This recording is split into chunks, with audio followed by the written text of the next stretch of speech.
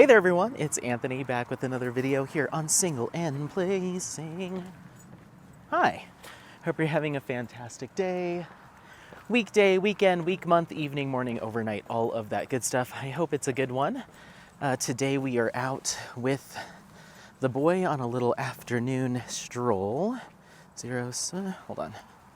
0622. You just got my password to my Apple Watch if you were listening to those numbers. So if you ever get my Apple Watch, you can unlock it and do some exercise for me. Log some miles in my name. Hi! I hope everything's going well, and I hope that you'll leave in the comments how things are going for you. So, yeah, we're just out doing a walk, me and Apollo. It is Sunday, end of the week, and yeah, we're just going out for a little stroll. He and I went for a walk yesterday, a hike actually. We went up to Boulder Reservoir, and I brought all my filming equipment. And once again, it was crazy windy. I tried filming. I haven't even gone back to look at the clips to do any editing. I tried filming, but it was just so windy that I was having to yell just to make sure that the mic was picking me up. I was like, this isn't gonna work. And I don't know what it is, but I always have bad luck on that hike. I've had one successful filming there at Boulder Reservoir. The other 3 times, including yesterday that I've gone, have been a bust. I'll film and I'm like, okay, forget this. This is going south. So maybe it's just not the right place to film, but it is very pretty. So I continued to record even though I knew the sound wasn't gonna work. And I'm just gonna film a little intro video for it probably this evening and make a whippin' jam out of it. If you haven't already seen it, it might have already gone up. But yeah, I was like, it'll still be nice for me to put some music to the background and keep people company on it, or keep people company with it. Just listen to some nice music. But there was just no way I could get the sound to work, and it was very muddy. So I was sliding everywhere. I'm trying to keep an eye on Apollo, slipping in mud. It's all windy, and I'm like, it isn't the right mood. I'm not, I just want to put my audiobook on and focus on, getting this hike in. But we ended up doing almost 10 miles, which got him nice and tuckered out. So it's already past 4 o'clock, and he just started bugging me to go on a walk. So I was like, okay, well, that's all it takes is a 10-mile hike and he'll be good to go for the night. He kind of passed out last night, which was nice too. I had a little bit of a night in when I got home, spent a few hours hanging out with my roommate, and then we decided to go to karaoke. Come on. I know it probably smells interesting, but we got to keep moving. We went to karaoke yesterday, and Apollo was usually he's not nipping, but he'll bite my socks as I'm putting my socks on because he either wants to go or wants me to stay, or he'll take one of my shoes while I'm putting the other one on because he doesn't want me to leave the house. And yesterday he was just asleep the whole time. And so I had to wake him up and be like, hey, go in your crate. He was like, oh, okay. So it was nice. It was nice to, what in God's name? That's an interesting items to leave on the sidewalk. A pair of crutches, some sort of boba drink, and a coat. That seems like a mystery. But yeah, so he was nice and tuckered out. So I think that'll have to be our Saturday trips, is much longer hikes. 10 miles seems to be what knocks him out. So anyway, so we did that. I came home. We came home after karaoke. It was already late by that time. We met up with my roommate's cousin who lives in town and her fiance. And so we hung out, and then we went to another bar because the one we were at was so crowded. Hold on, I gotta pick up some potty. 1 second. Okay, sorry, just had to pick that up. And then this apartment complex has some little dog waste stations, which is always nice. But yeah, so I have been trying to get out and get back into going with my friends to the bar scene and stuff. And I really missed karaoke. So I was like, let's see how this goes. And I went last week with Spencer and it went fine. This went fine too. I almost, because I want to enjoy my time with my friends too. So it was almost my default to be like, all right, today's the day, I'll give it up. And then we got there and my roommate Jeff was like, you don't have to. And I was like, okay, I'm not going to.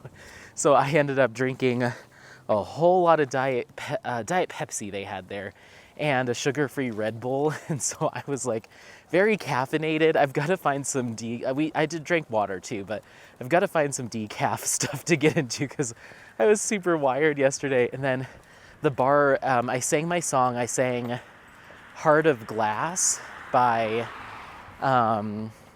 Blondie, but I did the Miley Cyrus version.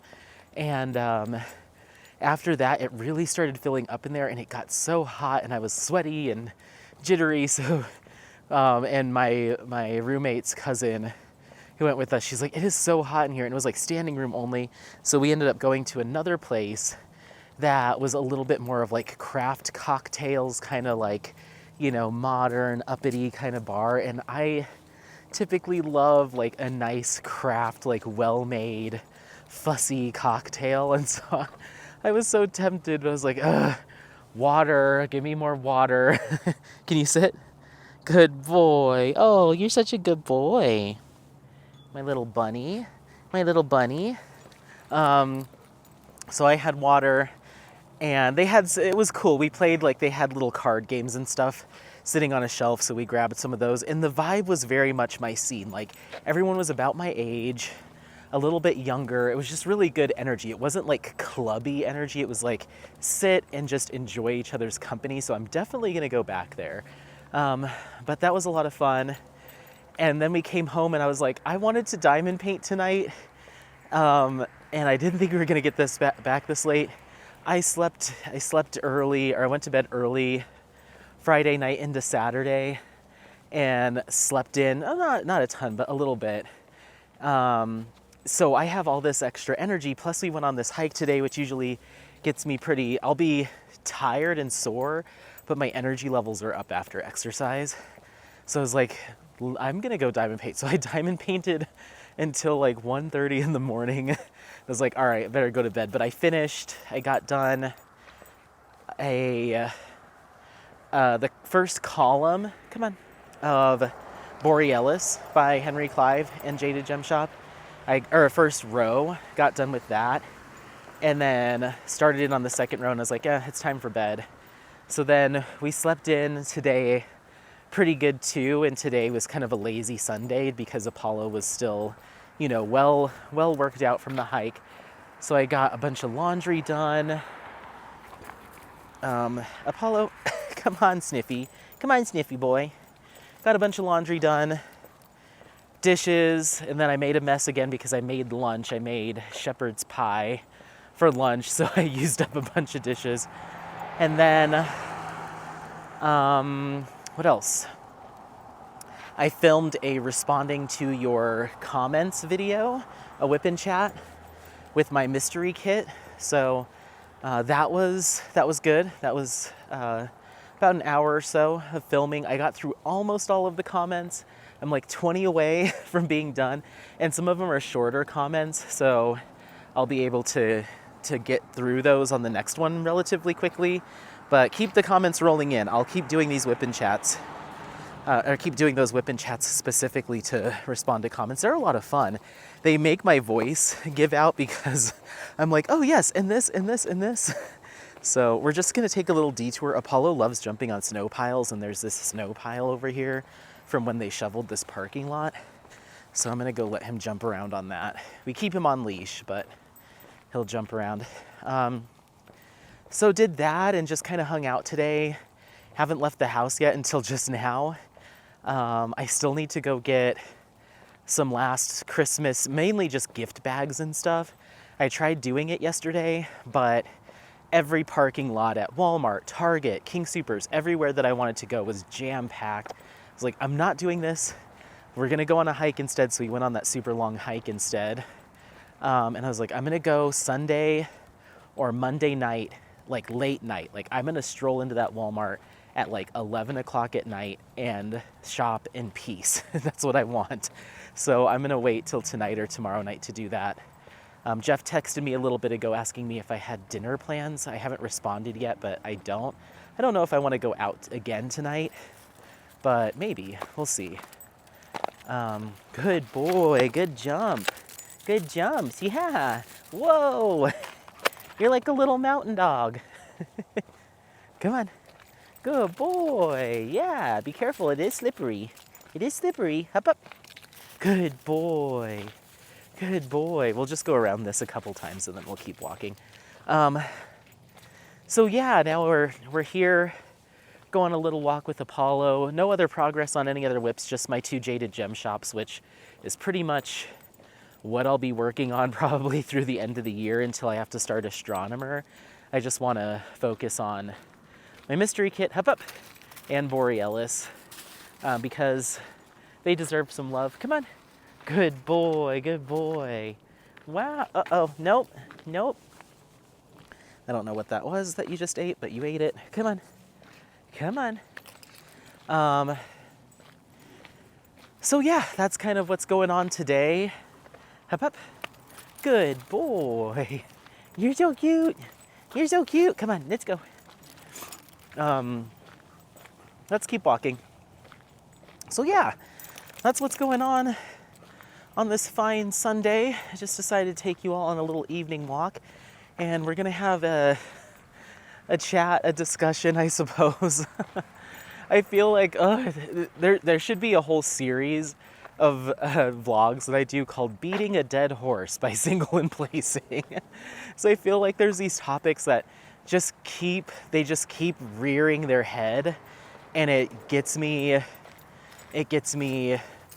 riled up, I guess is the best term. Frustrated, riled up, I guess. And so I want to cover it again just because it came up like first thing this morning. I rolled out of bed. It was so funny. I rolled out of bed. I'm going through, I usually check Facebook groups, like the comments there on my posts, just to see if I need to respond to anything. And sometimes a comment will pop up from like a group that I haven't participated in, but it's like, you know, it's a buzz, so it's always at the top of my list.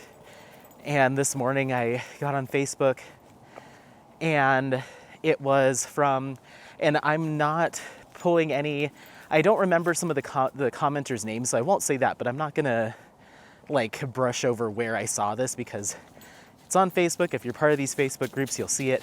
But on the, I think it's called Crafters Anonymous Facebook group. It's the one that Mrs. Coffee runs. Come here. Come on, Sniffy. Come on, Sniffy. Oh my gosh, what is it? Jeez. You act like you found buried treasure over there. She had posted something, I guess somebody sent her a picture from Dreamer Designs, which seems to be, or she believes is AI artwork. And so she had just said, like, it basically commented on, like, it seems like, you know, Dreamer Designs as well as some other shops are continuing to release AI images on their shops. And the sentiment I gathered from the post is that that's a really bad thing, I guess. I would have to assume that Mrs. Coffee is not a supporter of AI artwork or artists that use AI tools in their artwork, which is fine. But anytime somebody posts something like that, it dusts up this AI artwork topic all over again. And it always just gets under my skin. And before we go into, you know, everything, I'll be very firm in saying that I am a staunch supporter of artists utilizing AI tools in their process, and I am a staunch supporter of AI artists. There's an asterisk to that, which we'll get to, but when it's all said and done, I support AI artists. The kit that I'm working on, my mystery kit from Jaded Gem Shop, is AI is AI assisted artwork. So I have no qualms about supporting those artists, purchasing diamond paintings from shops that carry AI infused artwork, and I will continue to do so unless I'm told legally I cannot. I will follow the rules of the law, but that kind of is a good jumping off point for this topic. So I know a lot of people have been discussing this topic. It always gets stirred up in Facebook groups, and I always see a lot of comments from people that just don't know what it is or don't know what it means or why it's bad or good or something in between. So I'm going to do my best just from my personal research, as well as interacting with artists that utilize AI tools in their process, and artists that don't support said process, to try to break it down into a consumable way, tell a story, and let you make your own decisions or assumptions, or at least encourage you to pursue knowledge around the topic and encourage you to challenge people that you see in social media to open their mind a little bit, see other perspectives, and be advocates for knowledge around this topic. Because I think every time I see it, it's people very hard in one way or another, usually against it, but it rarely, if ever, comes from a place of knowing some of the details and nuance. It all seems very reactionary and very surface level, and that's the part that gets under my skin, because I'm like, if someone who doesn't know sees this, you're gonna sway them to think a certain way, or it seems like you're trying to sway people to think a certain way, but you're not providing any context. You're not providing any value to the conversation other than name calling or lambasting certain people and artists. So I think there is space for a little bit of perspective on this. So I'm gonna do my best, and it's gonna get dark out because we're gonna be walking for a while.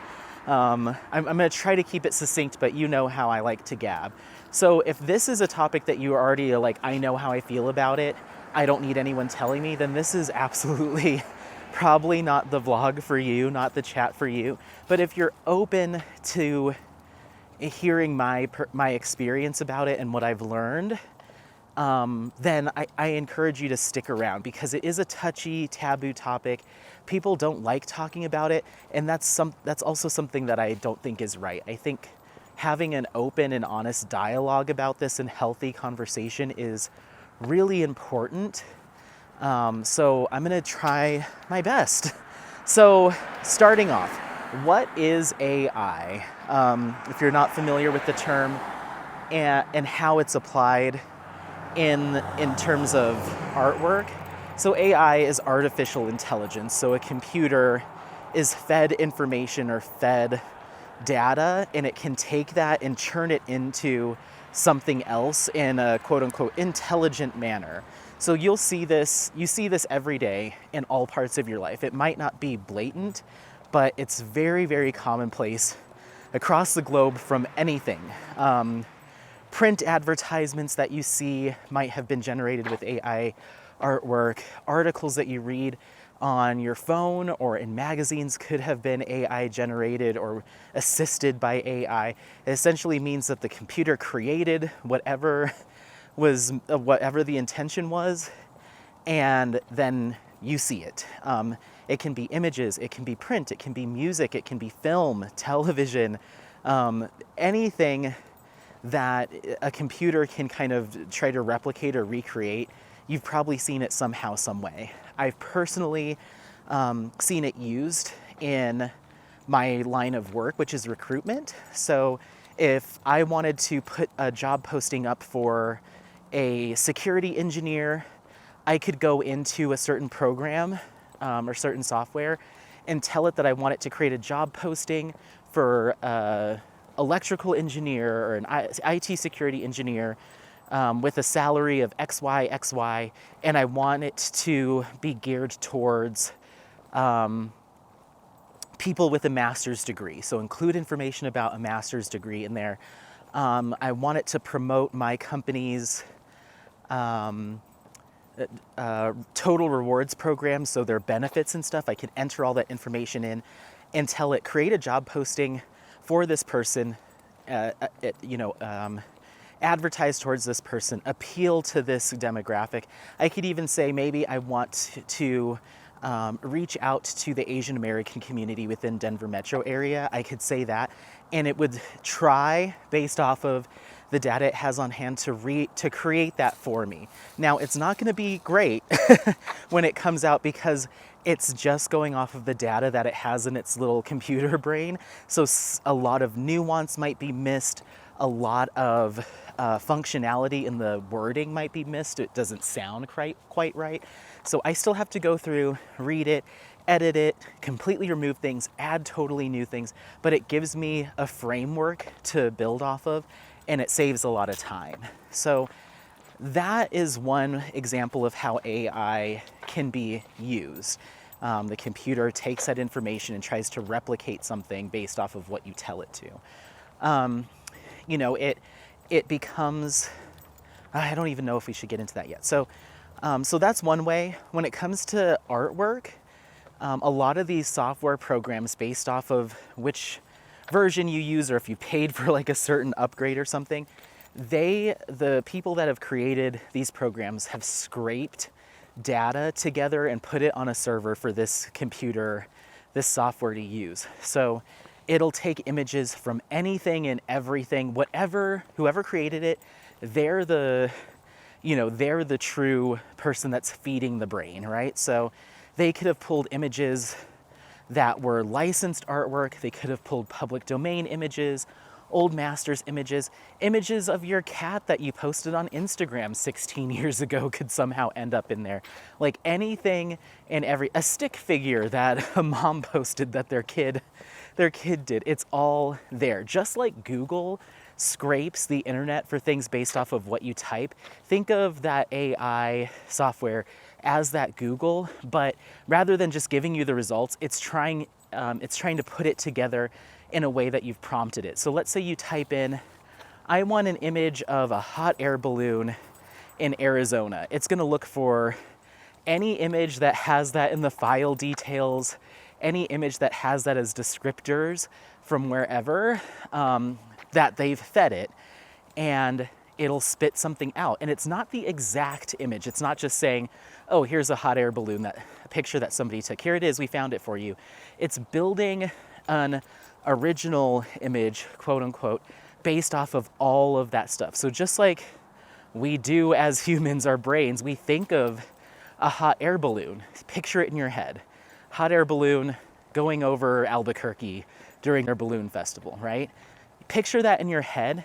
You might not be thinking about a specific image that you saw online 10 years ago, but that's part of the image that you've created. Your image in your brain has been created based off of the references from your memories, from whatever. So that image that you built is your own image in your head, but your points of reference are from other people's stuff, and it could have been licensed, could have been not, it could have been you physically seeing a hot air balloon at the balloon festival, whatever it is.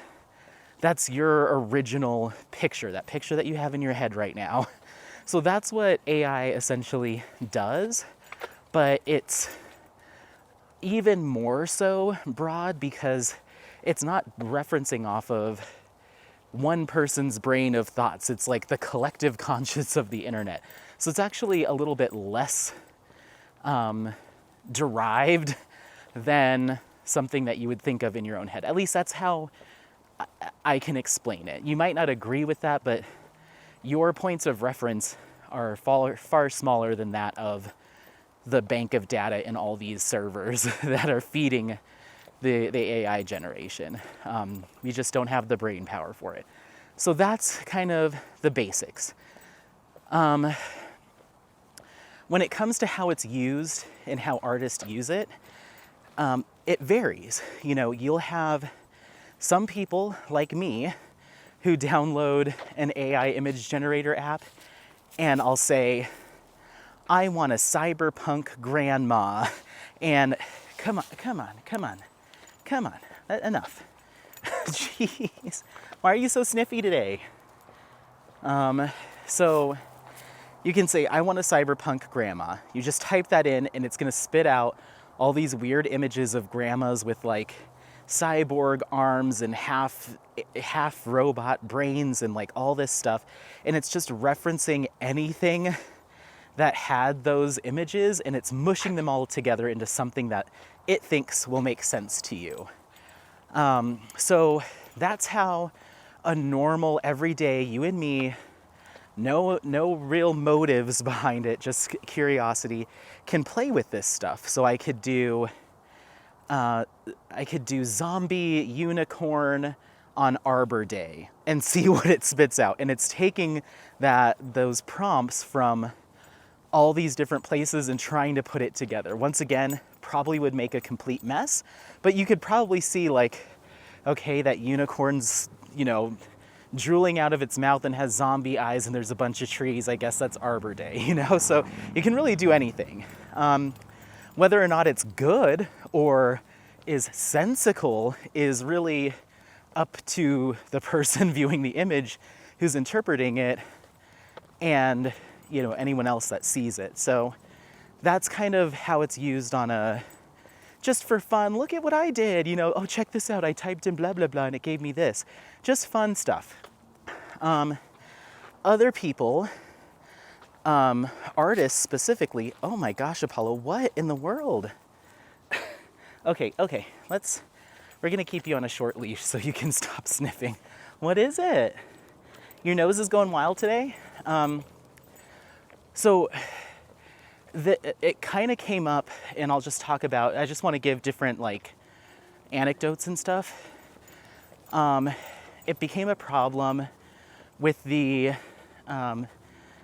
is it SAG, Screen Actors Guild, or the Writers Guild in California, because a lot of production companies want to start utilizing AI to help with script writing jokes, coming up with screenplays, a lot of that stuff.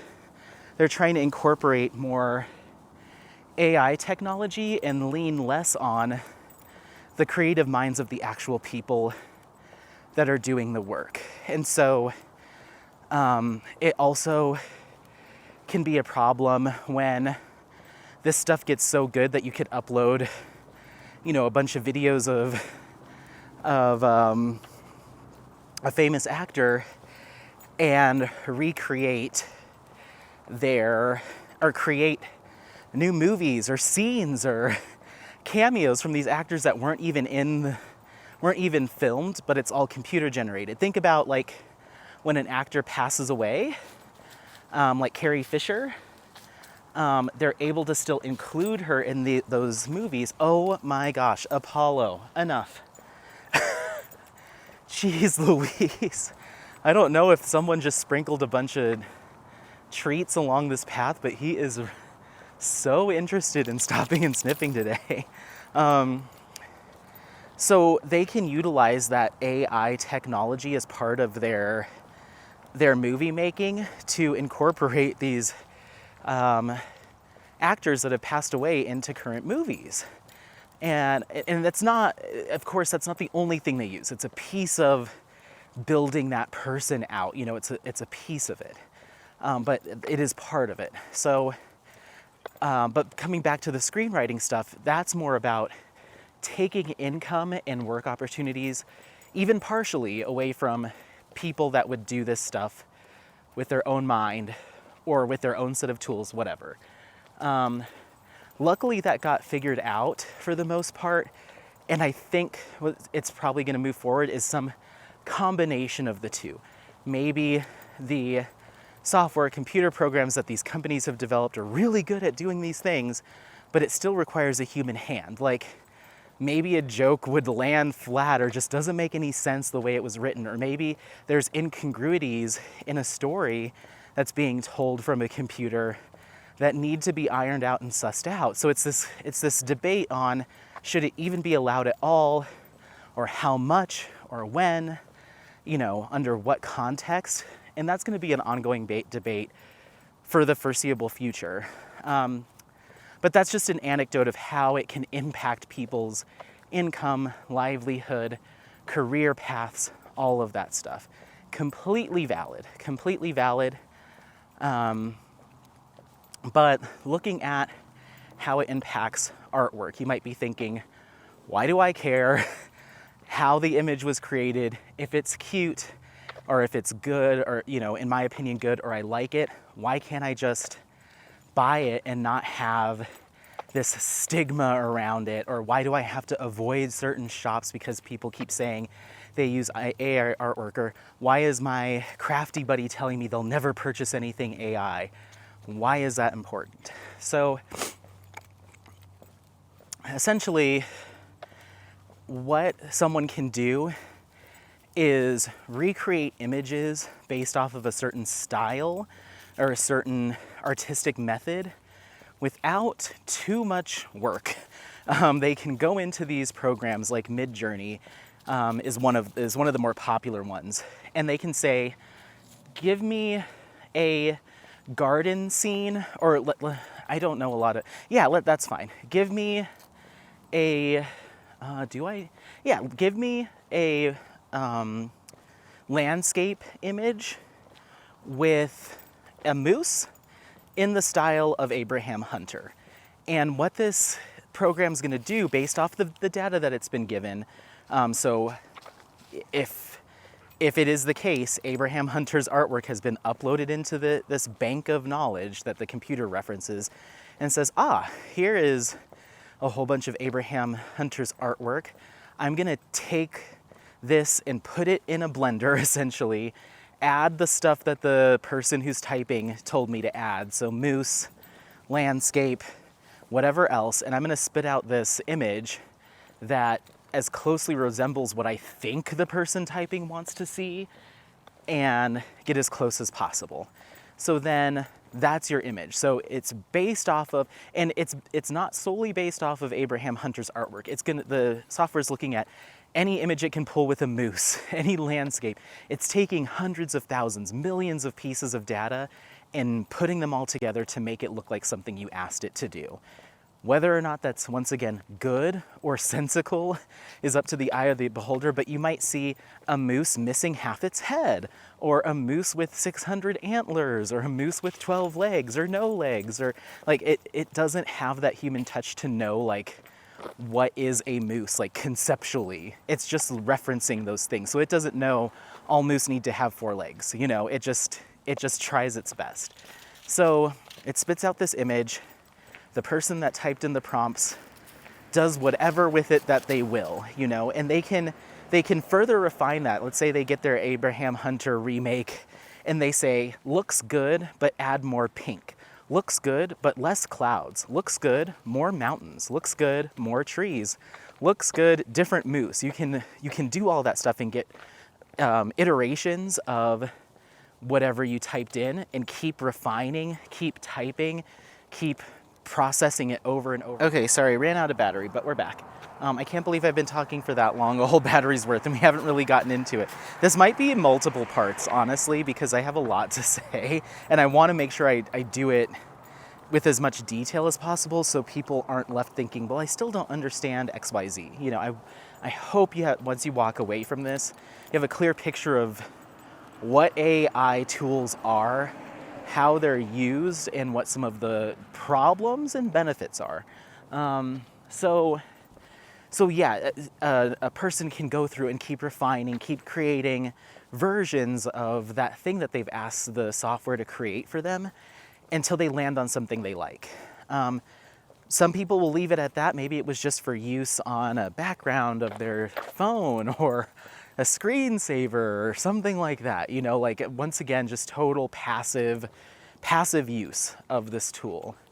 From there, what some people would do, and what I would say artists do, is they can take that image and move it over to more traditional software. So think Photoshop, Procreate, these artistry tools, and continue to refine it. Maybe they add some extra trees of their own. Maybe they add some shading where they wish they were. Maybe they gave that moose its leg back. Maybe they change some of the clouds. They make it more, more fine-tuned, add their own spin on it. Maybe they're the type of artist that likes a more anime look, so they're re-rendering it with a different look to it, but putting additional personalization and layers on top of, once again, that base artwork. And keep in mind that base artwork may have, depending on their prompts, been referenced from other artists' artwork. Similar again to when, if you were an artist, you're thinking in your head, if you were thinking in your head, I want to create an image that looks like this. I really like Ivy Dolomore's style, so I kind of want to do something like that, and starting from that end. So it's almost like putting that power of reference out of your brain and into a computer's brain, essentially. Because once again, we're always, as humans, our point of knowledge is referencing things we've seen in the terms of artwork, other artwork. So when I say, think of, a stained glass style image with a princess, who's coming to mind? Is it a completely original idea that no one else has come up with in your head right now? Or is it a Mandy Manzano piece, So that's kind of the methodology there. Additionally, what artists can do is they can use these same programs to upload their own images. So let's say I'm not the best artist in the world, but I can draw a tree on a beach of some kind. Maybe I'm doing a palm tree. I'm going to draw a sun in the background. It's not going to look, diamond painting worthy or licensable because I'm not a great artist, but the core pieces are there. The beach is there. It looks like crap. A rough palm tree, a sunset, maybe a couple birds flying in the background. I can upload those, I'll just call them crude drawings that I've done into this software, and it will take a look at everything and be like, that's a beach. That looks like a crappy palm tree. What do I have in my brain that's all those things?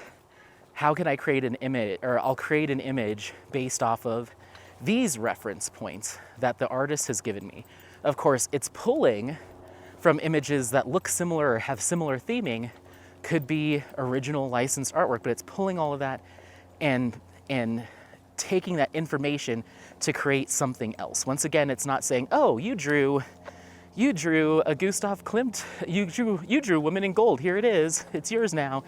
Not how it works. It creates something original, referencing things that have already been created. Once again, think in your own head. Think of a bowl of chicken noodle soup. You're referencing soup. You may be referencing your soup that you made, but you might also be referencing some soup that others have made. It's not yours, but your brain is utilizing that data to create your own idea, your own picture of what that thing is.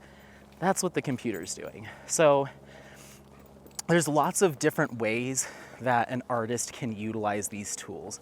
They can just do the basic typing in, I want it to be this, but look like this person did it. And that's fine, but when it comes to trying to sell those images, especially trying to sell them or put them out in the same space that these other artists are working in, that's where you start to get into trouble, and that's where I think a lot of people's issues are. Can you drop that? I don't know what that is. What is that? Can you drop that? It's a ball. Okay, you can have it. Let's turn around. That's where I think the biggest point of contention is I'm sure there are people out there that are selling images to diamond painting shops or licensing with them. And what they're doing is they're going into this software and saying, octopus in the ocean in the style of Dakota Detweiler. The software creates this rendering or this image that it's spliced together, referencing Dakota Detweiler stuff, other pictures of octopus, a picture of someone took from of an octopus, a screenshot of an octopus on a National Geographic show, whatever it could scrape from the data that's been fed into it, it's going to give you something, and then that person is going to a diamond painting shop company and saying, hey, I'd like to license my artwork to you, here it is. And it's just straight from the software. I don't think that's, I don't think that is fundamentally right in my opinion. Others might disagree, but I don't think that that is a creative expression in the same way that quote unquote more traditional artwork is. Someone could do that without having any sort of interest in the subject matter, any sort of heart behind it, any sort of passion for any sort of art or craft. You could just do it, you know? And I've kind of coined the term of like image farms, where even me, Anthony, with very minimal creativity, could start spitting out hundreds of Dakota Detweiler, whoever lookalikes, you know, utilizing AI. What? Give me that. He's loving this ball. I'm going to let him keep it. So I think that's where a lot of the pain points come from. And I agree. I totally agree. Oh, you can leave the ball now. Okay. But where I start to disagree is what a lot of artists do, especially artists that I have connections with, do to build off of that. Maybe that's how they started to gain inspiration or learn how to use the software in an appropriate way. Maybe that's where they started. But from my personal experience, and I'll reference her because we've already done a spotlight on this. So one of my big points of reference is Hannah over at Iterations Crafts. She started off doing a lot of those prompts, entering that text into the software, seeing what came from it. And a lot of that came from the fact that she didn't feel like she had the confidence or had the creativity or the creative mind to create the images that she wanted to create. You know, you might have these really big ideas in your head of like, I'd love an image that is this or this and this, but you have no means to actually do it, you know? And so a lot of people have a creative mind, but they don't have, you know, maybe they don't have the experience yet. Maybe they don't have the proper tools. Maybe they don't have the funds to foster their creativity. Think about somebody that, you know, it doesn't have to be in struggling communities, but anyone that doesn't have the right laptop, they don't have the money to pay for Procreate or Photoshop. They don't have the money for a really expensive camera to go out and do the photography, but they have this creative spirit and creative mind, and they haven't figured out how to express that. AI is a very inexpensive, I shouldn't just say AI, I'm going to say Midjourney, which is a specific, it's like saying cars versus a Volvo. Like there's different stuff. But Midjourney is an inexpensive tool to start out with. I think it might even be free to download to start, where you could go in there and see what comes to your mind, see how that plays out in artwork, and see where your potential or where your creativity might lead. So it opens the doors for a lot of people that might otherwise feel unable to express their creativity or become artists because of the limitations that are upon them. So it really opens up so much more opportunity for people to explore and play and create and see where that takes them, and just foster that mindset within them where it might be tamped down if they didn't have that tool. So that being said,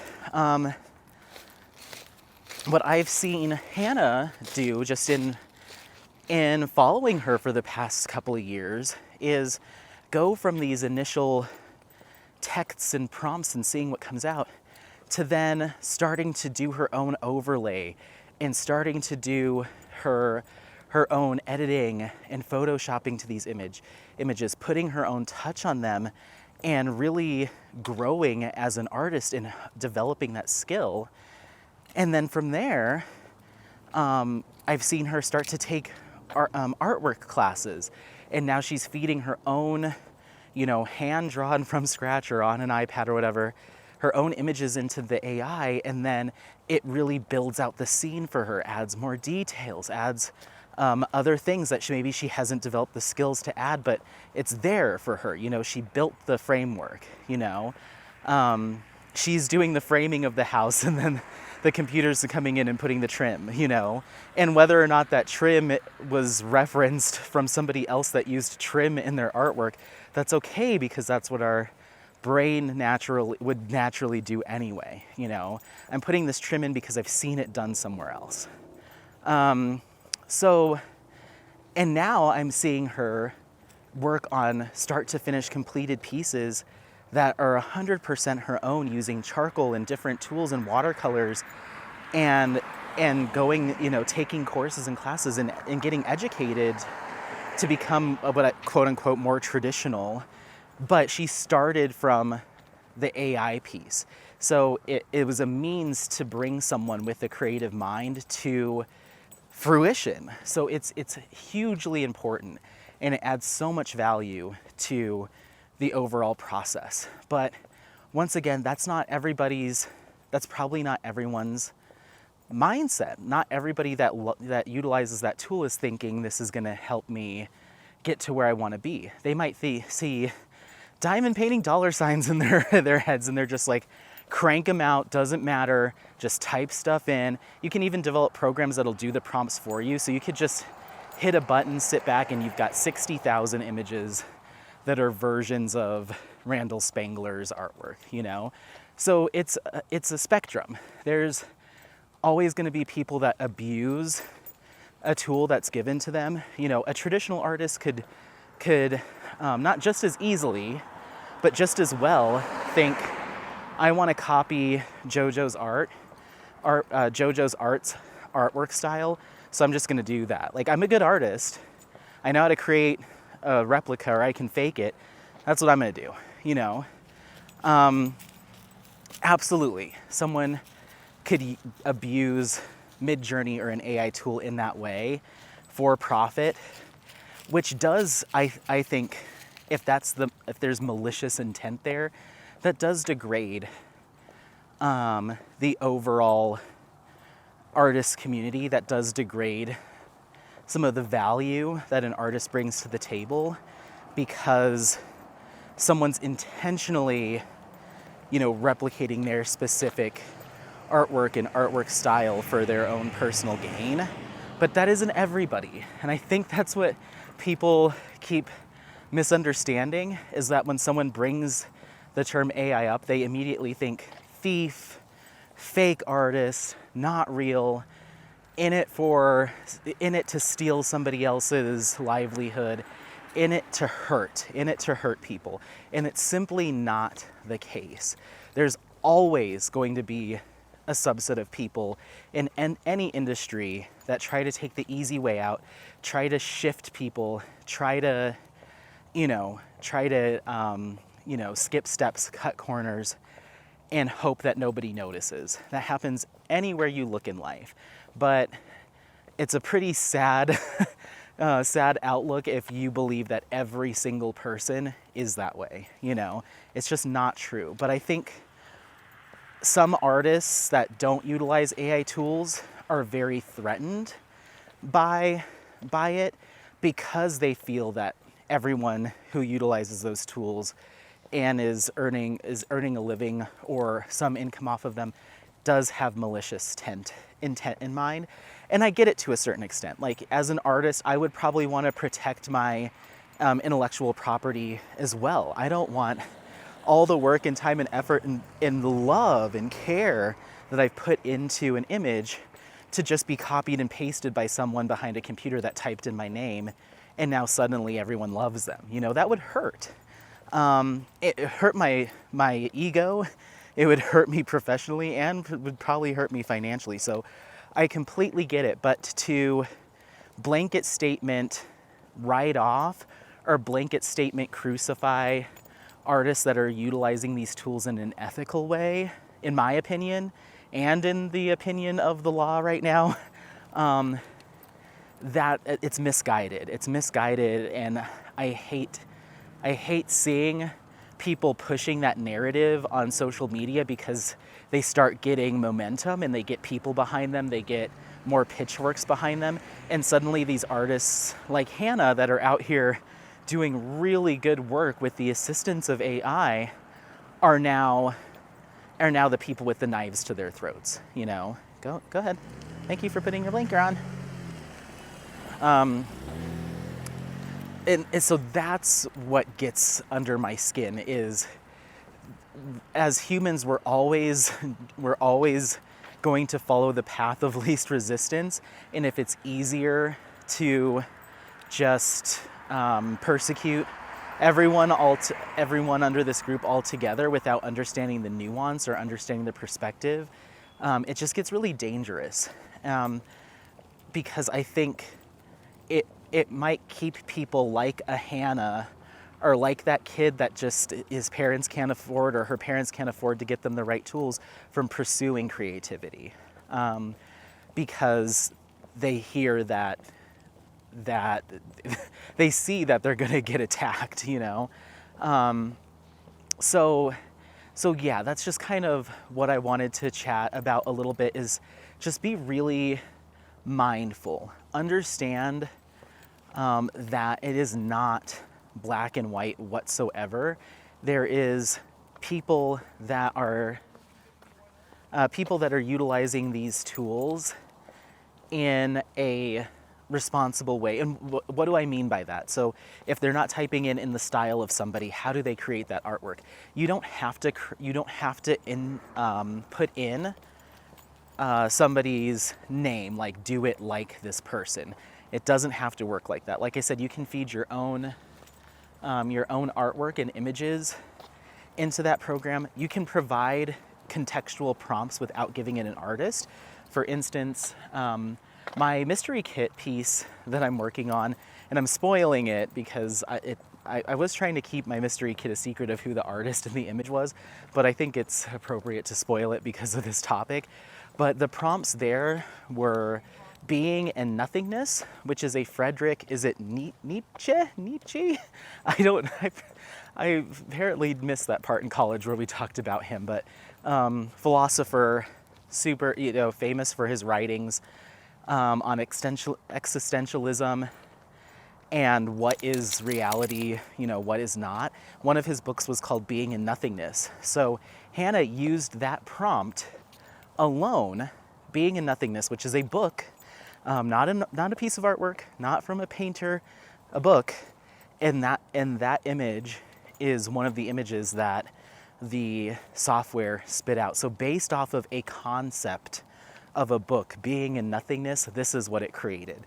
So it's still using those same reference points. It's still pulling from what it knows or what it thinks you want to see to build something.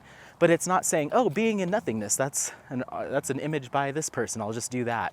It had no point of reference. It's just trying to think of what that means. And it came up with something really interesting. And so it was cool to kind of see what a computer makes of a philosophical text in the form of a painting. Really cool. And I happen to really like it. So now I'm working on it as a diamond painting. But it wasn't sure, that cloud that's in that image might be referenced from somebody's photo of a cloud or something, but it's not. You couldn't sit down and say, Anthony, clearly that cloud was stolen from this person. Clearly, very clearly, that shade of green is from this person's artwork. So there's ways to do this that still respect, I think, the property, the reference points the computer's pulling from, just like your brain. As long as you're not being malicious about it. You could absolutely think of something in your brain and be like, I'm just going to do that. But you can train the software to avoid that simply by what you put in it. There really is a lot more control over it. So yeah, let's turn around. It doesn't look like they're doing construction over here today, so we should be able to walk over here relatively hassle-free. So yeah, that's just kind of a different point of view that I wanted to provide, is that it is not black and white. It is I don't believe you can say AI is bad, blanket statement, bar none. And you can't, I don't believe you can say in artwork, artificial intelligence or these softwares can't be used, or people that do use them, blanket statement, are not real, quote unquote, real artists. Because if anything, I think it just helps to foster that creativity and helps to drive people towards expressing themselves, and might be a really good, stepping stone for a ton of people, myself included. If I wanted to start getting into creating images and drawing, I'd probably start at Midjourney just to see what I can come up with that assistance, and build from there. It might spark my curiosity or my interest to pursue more traditional mediums like oil paints or whatever. Maybe I put in some prompts of an oil painting of a husky, and suddenly I'm really into it. Come on. So yeah, I hope people can start to think twice before they jump on this anti-AI,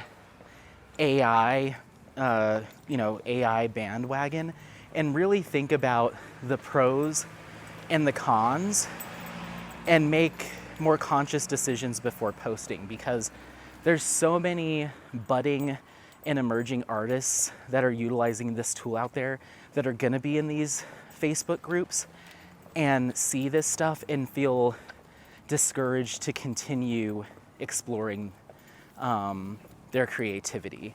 And I think people tend to remove the humanity out of it and just immediately villainize or demonize other people.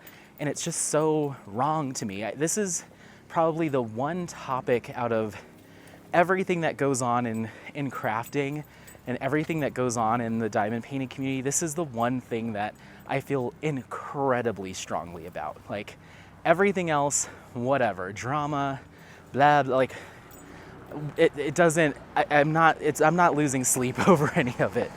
But this is one that I probably would lose some sleep over, because it hurts me to think that someone might be discouraged to pursue their artistic talents because somebody else has deemed what they're doing as invalid or not real.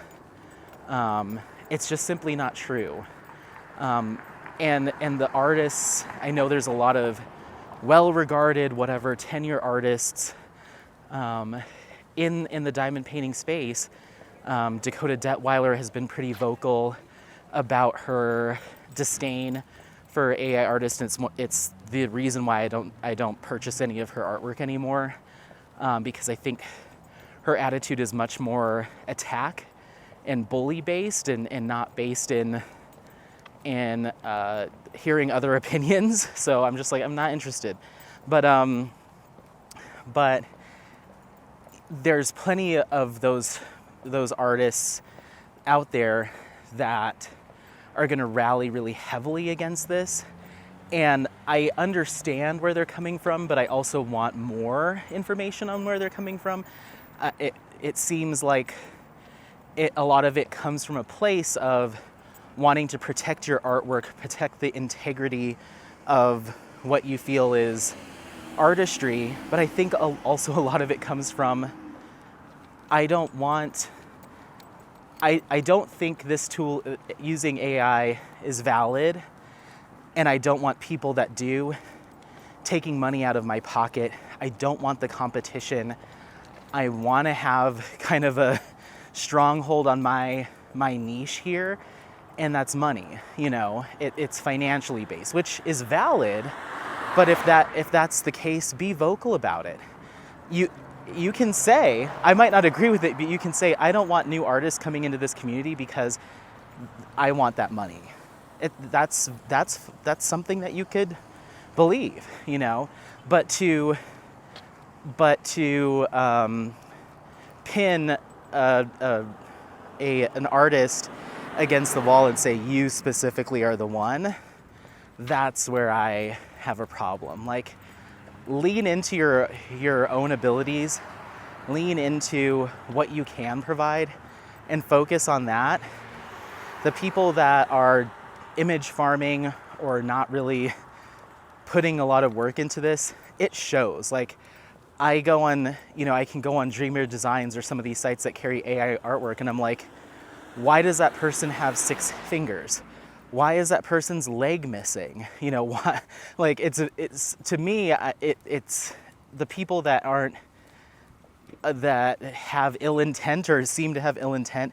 They make themselves known with like crappy images for the most part. Sometimes it's harder to tell, but the harder it gets to tell, usually in my eyes means to me that someone did actually take the time to put some hours in, clean that up, make it their own to a certain extent, if you know what I mean. And they're not just like, they're not just pooping out, 60 images and don't even take a second look at, wait, why does that horse have an extra head?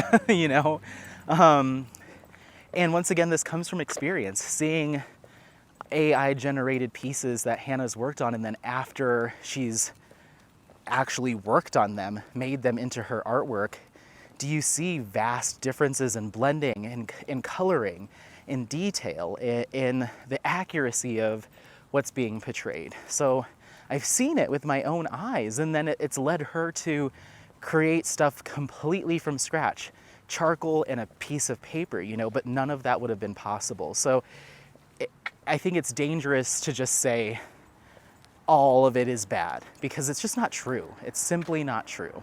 There's use cases, there's ways to go about it responsibly, and I would hope that artists are using it that way, and I'd hope that shops are developing an eye for that and vetting their artists and making sure that the products that they put up for purchase meet a standard, meet a criteria. So yeah, someone was dusting up a bunch of stuff after Mrs. Coffee's post and trying to get into a conversation with me like, a child could do AI. How can you say that? How can you say that they're just as valid as some of these other artists like JoJo's Arts and blah, blah, blah, when literally a child could do this? I'm like, yeah, a child could also draw a really crude version of whatever image they're referencing. Doesn't make it good. Doesn't make it something that I'd want to diamond paint.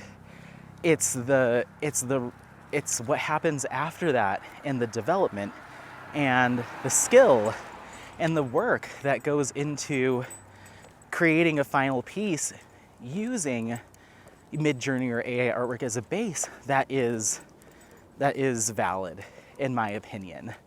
And I really hope that, I'll be completely honest, I hope that it gets so much more commonplace for artists of any style to start incorporating AI tools into their process. That way we can stop villainizing and stop creating this us versus them mentality. And I hope that artists that don't use those tools get over themselves a little bit, to be completely honest.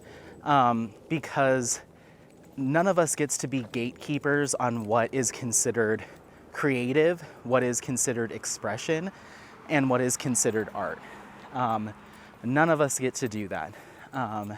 So it just stings me when I see people on these Facebook groups or artists on these Facebook groups try to create that mentality to protect I honestly believe to protect their income and stifle other artists in the name of profit. That's truly where I see some of this motivation coming from.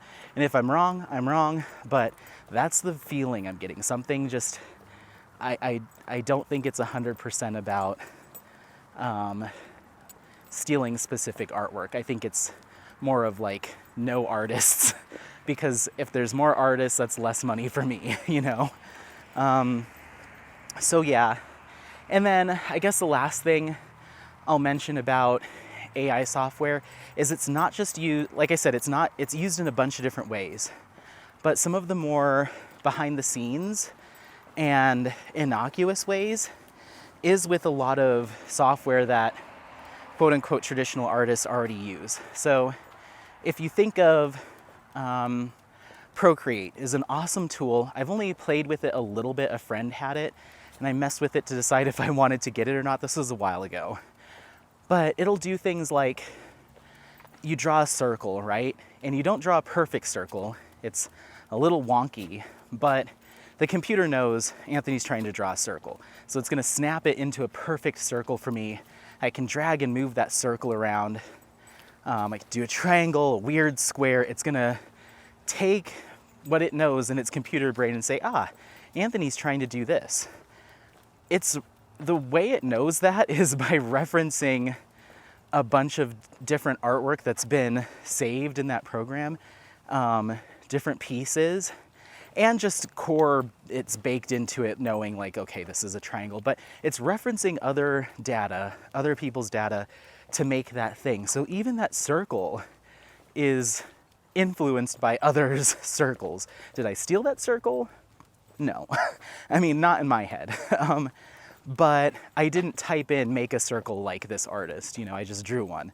Same with paintbrushes and textures. You can go and Procreate, and just like if you've used painting apps before, it'll give you a palette of colors and it'll call it fall or harvest or summer, and it'll create these color palettes for you based off of those themes. Well, you can purchase these packs of brushes and pens and tools, but they'll be based off of a number of different things. Abstract themes, winter, whatever, but also artists. You can search for and purchase a brush pack that is Van Gogh. I want a Van Gogh brush pack because I want to do an image that kind of looks like his stuff in color. So I can purchase a brush pack that has all of these different colors inspired by Van Gogh, and those once again have been put together by pulling data from that artist, figuring out what common color schemes are, and building that. I can do textures. Maybe I really love the like thick, dense paint textures of a particular artist. If I search for that, I can probably find a texture pack to match that artist and then create my image with that. So it has the feel of another artist. Does that make it less original? You tell me. But it's using AI, it's using its computer brain to say, he wants textures like this person, I can find them, and here they are, you know, and then I can take my brush and my pen or whatever and create like that. So it's even that finely ingrained into a lot of digital art. I'd say majority of digital art. So even if you have a digital artist that's like, how dare you, I would never AI, this and that, it's like, there's a good chance maybe that yellow that you used, the computer decided you'd like it because it's from this artist, you know? So how, where's the line? Where's the line? Who gets to be the person that decides that's okay, that's not okay? But I just encourage people to think critically about it, you know, have a little perspective. Sorry, I'm just going in circles now. Having some perspective on it, understanding that not every single artist out there that is utilizing AI tools as part of their process is a bad guy or evil or malicious or trying to steal from your favorite artist. It's just not the case. It's just not the case. There are crappy people out there, but not everyone's a crappy person. And I think that the narrative is trying to be pushed that everyone is crappy, and that's where I have to that's where I have to disagree and take a stand against the bullying and just the outright kind of vile stuff that's being pushed out there, because it's not right. It's just not right. So yeah, and if things change, if a law comes down that's like, nope, no AI, No artificial intelligence can be used in any sort of creative process. No books, no stories, no ad copy, no images, nothing that you see day to day can be referenced or pulled from another person's work. If that day comes, then I will happily put an apology video up. But referencing others' ideas is like the foundation of knowledge. So I just don't think that that's gonna happen. Maybe it's something in between. Maybe artists are required to identify if they've used artificial intelligence in any step of the way. They didn't think of this color because Georgia O'Keeffe used it. It was all 100% from their own mind, and they can swear under, I don't know, maybe they go through a lie detector, or maybe there's some sort of mind reading device that's developed to prove that no one's thinking about something else when they're coming up with their ideas. It's just, you see where I'm going with this. It's just not practical, and it just, yeah, it's a little silly when you really think about it. I understand if there are people out there, and I'm sure there are, that are sitting there typing in, make me an image just like you may art, and that sucks.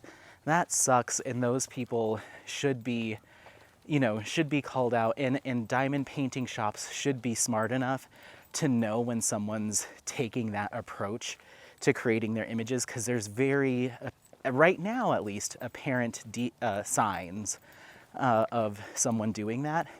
And if they're unsure, don't license them. If you're unsure about their process, you're not able to vet their artistic process, you're not able to confirm that they haven't gone that route, then don't license them. Don't give people a reason to disparage the folks that are doing it the right way.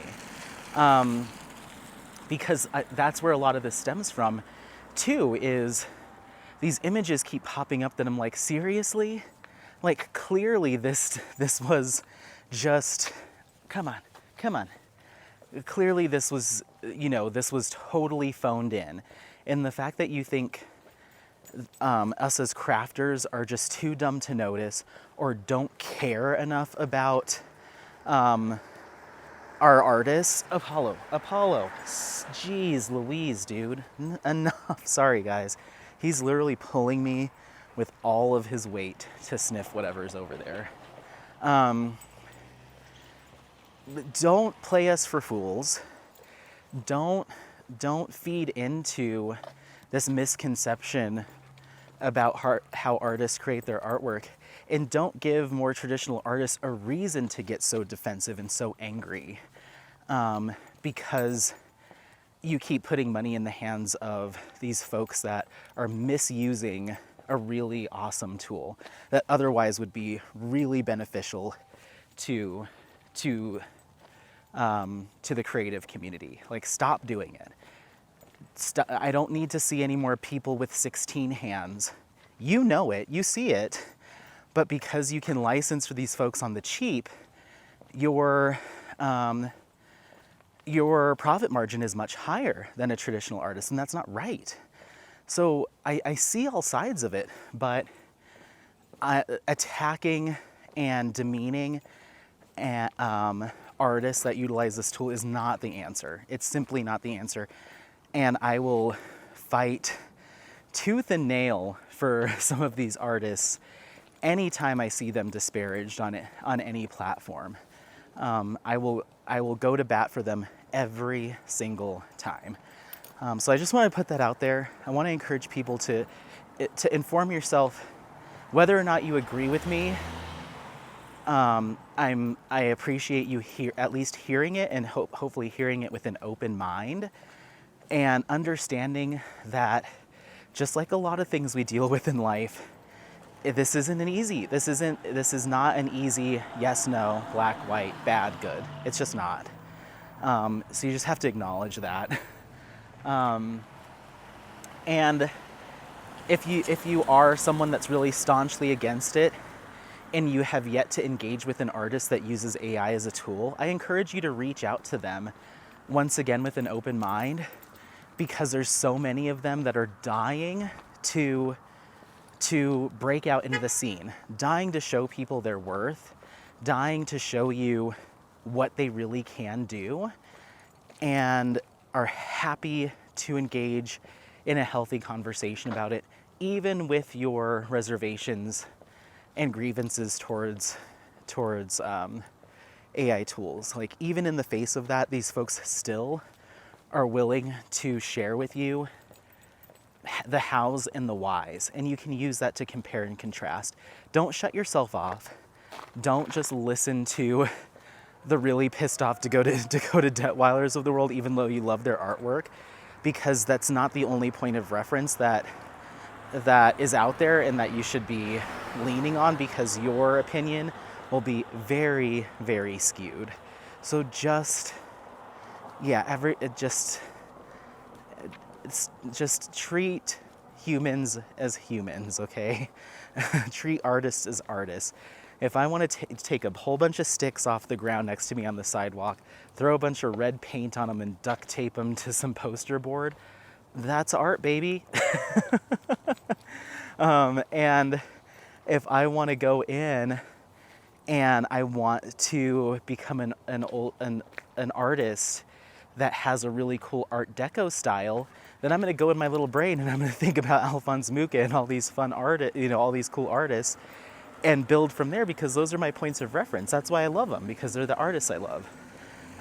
It's like me, singing a song, and I am in love with and am inspired by Michael Jackson, let's say. And so my style seems to, emulate that or sample that or pull from that. Doesn't make me any less of a singer or less creative, but I'm using my brain to pull from what I know, and that's essentially what these tools provide, when used appropriately. So that's it. Walks over. I just had to get that out there. I brought up AI before, but I didn't know if I was as clear or direct on how I feel about it. But I needed to make sure that I was this clear and this direct. Hopefully there's no questions about my stance on it. And if after watching this, you feel emboldened to, unsubscribe or say something in the comments. If you comment about it, I'm bringing it up. So whatever you put up there, just know we're going to be talking about it on an upcoming Whip and Chat, for better or for worse. But I'm not a defensive or attack person. I will take your comments objectively, and I'm more than happy to engage in healthy conversation and debate around it. I love being a devil's advocate. I love it. I love getting people to think in a different way. I'm not into swaying people, but I love hearing, oh, I didn't think about it like that. Or I didn't have the words for it, but you put the words to it. Those are like my favorite moments in life. So please, I welcome it. Try to be respectful, like all that, all your normal adult human things. But yeah, and if you want to reach out to me personally, if you are an artist that feels completely different, you don't feel like a public comment is the right platform to engage with me on it. If you have information to help open my eyes in a different direction, you can find me on Instagram. You can email me, whatever you've got. Please, I think engaging in this is important and it is healthy. It's the attacking and the belittling and the making other humans feel less than piece and stomping down others' creativity that I have a real problem with. So, anyway, don't forget to like, subscribe, share this content with friends, family members, anyone that you think might take some value out of it. Otherwise, happy placing. I love you. I love you. We'll see you next time. Bye. Bye. Bye. Bye. Bye. Say bye, Apollo. Say bye. Oh, bye. Hi, cutie. Okay, let's go.